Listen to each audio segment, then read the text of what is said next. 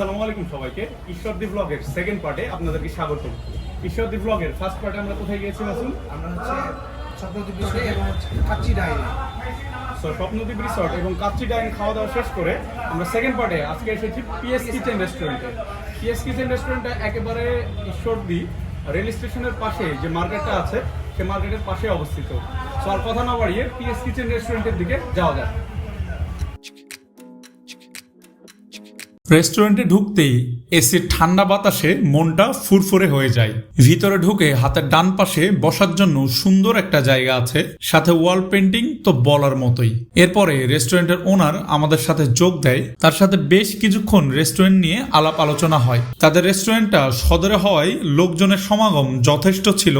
আমরা যখন গিয়েছি তখন পুজোর প্রোগ্রাম চলছিল, যার কারণে মানুষের ঢল তুলনামূলক একটু বেশি। রেস্টুরেন্টের ক্লাসিক্যাল লুকিং আর কয়েকটা ব্র্যান্ড রেস্টুরেন্টের মতোই দেখতে। সো ঈশ্বরদী ঘোরাফেরা শেষে সেকেন্ড পার্টে আমরা এসেছি পিএস কিচেন অ্যান্ড রেস্টুরেন্টে। সো এটা হচ্ছে পিএস কিচেনের মেনু কার্ড। এখান থেকে তাদের অ্যাকচুয়ালি সিগনেচার আইটেম, মানে যেগুলোর রেগুলার ফিডব্যাক ভালো, এগুলোর মধ্যে আমরা একটা অর্ডার করব নাগা মিট বক্স, এটাতে অ্যাভেলেবেল আছে। হ্যাঁ, নাগা মিট বক্স। আর একটা আছে স্মোক চিকেন স্যান্ডউইচ, যেটার প্রাইস 220 টাকা। আমরা যেহেতু 4 জন আছি, ওইদিকে আমরা মোটামুটি দুপুরে লাঞ্চ করেছি কয়টার সময় মাসুম? 3টা 3:30টার সময়, অলমোস্ট 3টা 3:30টায়। আর আরেকটা করতে যাচ্ছি পাস্তা, না কোনটার কথা বললেন? পাস্তা, ওভেন বেক যেটা pasta. So oven bake pasta, smoke chicken sandwich আর নাগা মিট বক্স।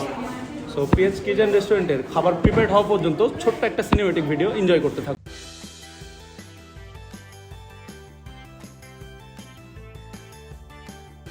আমাদের কাঙ্ক্ষিত খাবার অর্ডার করার পরে মেনু কার্ডের দিকে লক্ষ্য করলে দেখি আরো বেশ কিছু এক্সক্লুসিভ আইটেম তাদের এখানে রয়েছে, যেমন রামেন, চাউমিন ইত্যাদি। এবং তারা নতুন আইটেম অ্যাড করলে সেটা লিফলেট আকারে মেনু কার্ডে অ্যাড করে দেয়। রেস্টুরেন্টের প্লেসমেন্টটা একটু ন্যারো, লোক সংখ্যা বেশি হলে পরিবেশটা অনেকটাই ক্রাউড হয়ে যায়। ভাই আমাদেরকে বলে খুব শীঘ্রই তাদের রেস্টুরেন্টের স্পেস বড় পরিসরে বৃদ্ধি করা হবে।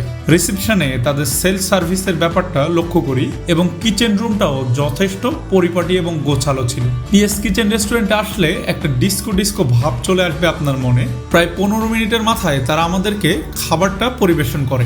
খাবার সার্ভ করার পর প্রতিটা আইটেমের লুকিং এবং স্মেল আপনার মনকে এমনিতেই প্রভাবিত করবে। বিশেষ করে ওইদিকে বিরিয়ানি খাওয়ার পর পেটের জ্বালা পোড়াটা ঠিক করতে মনে হচ্ছে চকলেট শেকটা এক চুমুকেই খেয়ে ফেলি। প্রথমে মাসুম তাদের চিকেন সাব স্যান্ডউইচ দিয়ে শুরু করে। পুরো স্যান্ডউইচটা সস এবং চিকেন দিয়ে ভরা। প্রতিটা বাইটে চিকেনের উপস্থিতি লক্ষ্য করা যাচ্ছিল।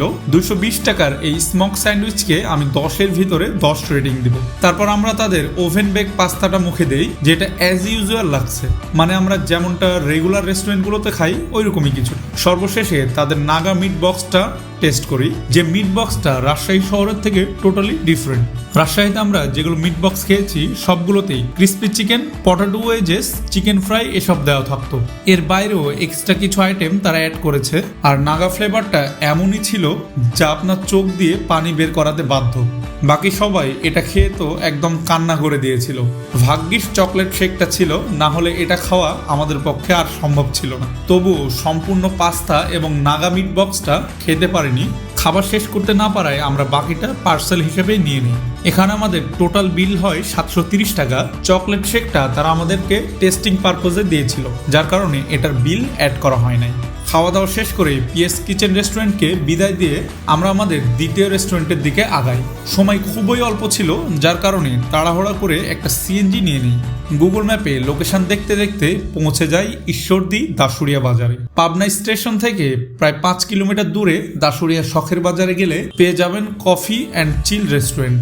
এটা 5 কিলোমিটার থেকে একটু বেশিও হতে পারে। রেস্টুরেন্টের একটা ইউনিক ব্যাপার হচ্ছে এখানে খাবারের সাথে সাথে ইউনিক সব বাঁশ এবং বেতের তৈরি জিনিসপত্র কিনতে পারবেন, এবং এসব জিনিসপত্র আসলেই বাঙালির ঐতিহ্যকে তুলে ধরে। রেস্টুরেন্টে ঢোকার পর তাদের ডেকোরেশনের দিকে খেয়াল করেছিলাম, খুব একটা এক্সপেন্সিভ না, গতানুগতিক হলেও ভালোই ছিল। এবং দুইটা রেস্টুরেন্টের মধ্যে একটা জিনিস খেয়াল করলাম, ঈশ্বরদীর মানুষজন রেস্টুরেন্টে খাওয়া দাওয়া ভালোই পছন্দ করে, কারণ দুইটা রেস্টুরেন্টের লোকজন একেবারে ভর্তি ছিল, যেটা রাজশাহী চাইনিজ রেস্টুরেন্টের ক্ষেত্রে একটু কম দেখা যায়। মানে খাবারের থেকে ফটোশুটের ব্যাপারটাই বেশি হাইলাইট হয় আর কি। আমার যেহেতু পেট একদম ভরা ছিল, তাই মাসুম এবং সাজ্জাদরা টেস্ট করেছিল তাদের আইটেম। রিভিউটা মাসুমের মুখ থেকেই শুনে নিই।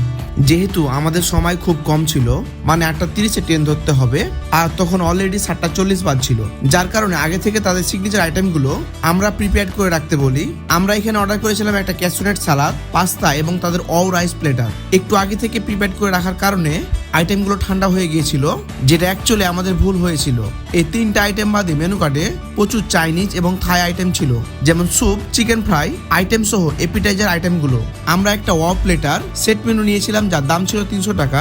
ক্যাসুনেট সালাদ এবং পাস্তা প্রতিটির দামই ছিল 300 টাকা করে। প্রথমে আমি ক্যাসুনেট সালাদটা ট্রাই করি, যেটা অনেকটা নগর অলিভ রেস্টুরেন্টের মতো লাগছে, তবে চিকেনের পরিমাণ একটু কম, অন্যান্য এলিমেন্টস এনাফ ছিল। ক্যাসুনেট সালাদের মিউনিসটা বাদ দিলে এটা কিন্তু পুরো একটা হেলদি আইটেম। সালাদ এবং পাস্তাকে আমি 10-এর ভিতরে 8 রেটিং দিব, কারণ 300 টাকার পাস্তার কোয়ালিটি এবং কোয়ান্টিটি 3 জন খাওয়ার জন্য যথেষ্ট ছিল। তবে পাস্তাতে ধনে পাতার ব্যাপারটা পার্সোনালি ভালো লাগেনি। সর্বশেষ তাদের রাইস প্লেটার, যেটা আমার কাছে তুলনামূলক দাম হিসেবে কোয়ালিটিফুল মনে হয়নি। অন্যান্য জায়গায় যেখানে 200 থেকে 250 টাকা রাইস প্লেটারে বাহারি রকমের মশলা চিকেন এবং ফ্রাই চিকেন থাকে, সেখানে 300 টাকার প্লেটারে এটা ভ্যালু ফর মানি মনে হয়নি আমার কাছে। যাই হোক, সবকিছু মিলে যদি বলতে হয়, ঈশ্বরদী শহরে এই দুটো রেস্টুরেন্টের মধ্যে পার্সোনালি পিএস কিচেনটা আমার কাছে বেটার মনে হয়েছে। তবে তাদের ওইখানে কোনো ধরনের ফ্রাইড রাইস আইটেম নেই। তবে এন ক্যাফে চিল রেস্টুরেন্টে ক্যাসুনেট সালাদ সহ বিভিন্ন ধরনের চাইনিজ আইটেম রয়েছে, যেগুলো টেস্ট আবার পিএস কিচেনের থেকে অনেকটা ডিফারেন্ট। সব দিক দিয়ে বলতে গেলে দুইটা রেস্টুরেন্ট দুই দিক দিয়ে পপুলার। যদি আপনাদের এরকম একটা গোছালো নিরিবিলি পরিবেশে চাইনিজ এবং থাই আইটেম খেতে চান, তাহলে নিঃসন্দেহে এন ক্যাফে চিল রেস্টুরেন্ট বেটার। তবে স্যান্ডউইচ এবং চিকেন মিট বক্সের জন্য পিএস কিচেন এগিয়ে থাকবে। আমাদের ঈশ্বরদীর এই রেস্টুরেন্টের ব্লগটা প্রায় 1 মাস আগে থেকে শুট করা হয়েছিল, অনেক কিছু হয়তো পরিবর্তন হয়ে গিয়েছে। যাই হোক, এই ভিডিওর মাধ্যমে ঈশ্বরদী ব্লগের দ্বিতীয় পার্টটা এখানে সমাপ্তি করলাম। দেখা হচ্ছে পরবর্তী কোনো জেলার ফুড ব্লগিং এবং ট্রাভেলিং ভিডিওতে। সে পর্যন্ত সবাই ভালো থাকবেন। আল্লাহ হাফিজ।